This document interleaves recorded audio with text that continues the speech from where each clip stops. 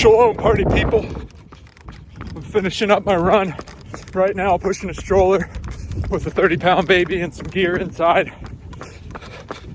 Please bear with me as the camera probably shakes, and so will I. 3-mile run with 200 push-ups in 30 minutes. It's October 7th, 49 degrees Fahrenheit, day 6 of 75 hard. Recap of yesterday. Had oatmeal and banana for first breakfast. I cheated and had a second breakfast. Had an egg with some mixed nuts, apple juice, small bowl of Cheerios with whole milk. There's some cheese. My lunch was creamy chicken with stewed potatoes and carrots. Had a couple of biscuits and some raw spinach, and it was delicious. For dinner, had some shredded chicken tacos that had Spanish rice and guac on them, and they were fantastic.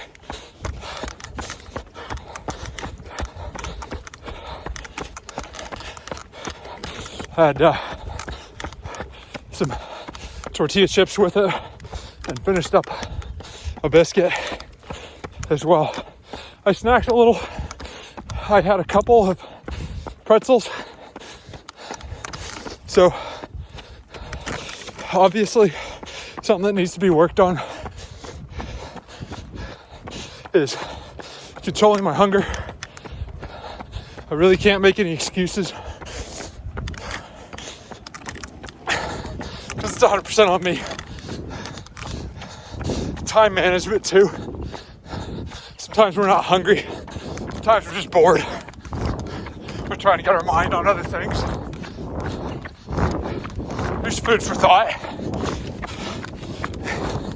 And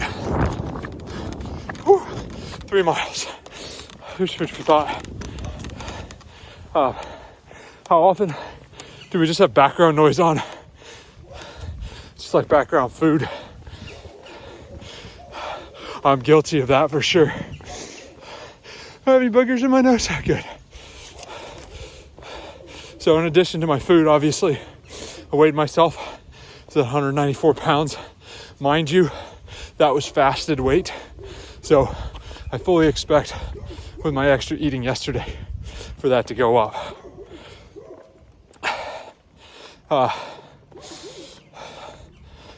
So yeah, control that willpower. That's something I need to do. I need to look at the man in the mirror on that one. Man, it's gorgeous outside. Yesterday I did 4 miles and 200 push-ups with 150 of them being feet elevated. Today's push-ups were not feet elevated. Yesterday I did take my photo and drank my gallon. I walked and stretched a little bit. I did my reading in Isaiah 41 through 50 and continued reading in the heart and the fist. Takeaway lesson from that one is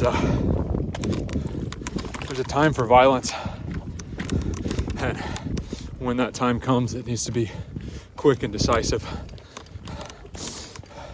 And there's also a time for humanitarian needs. Being a humanitarian and being a warrior are not separated items.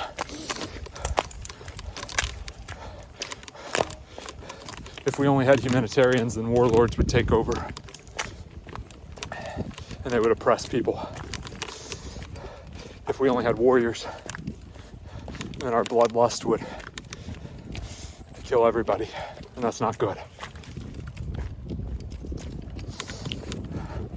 Some passages a passage that came to mind in that reading was Luke 14:25 through 33.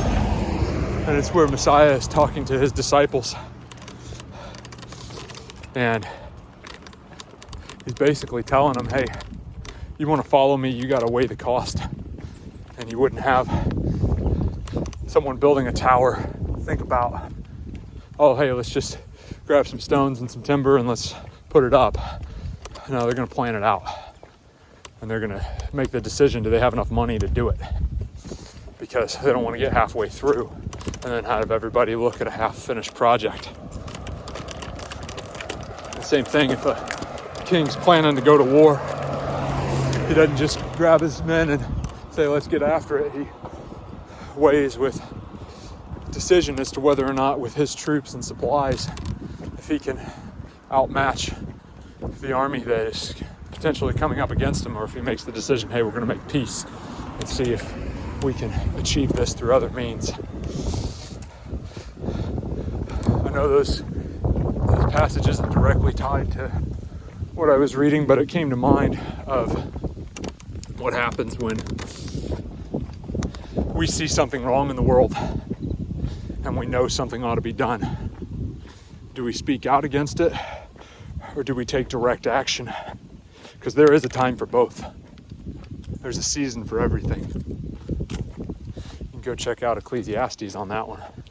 There is a time to kill, and there's a time to bring life. There's a time to build up life, and there's a time to tear down.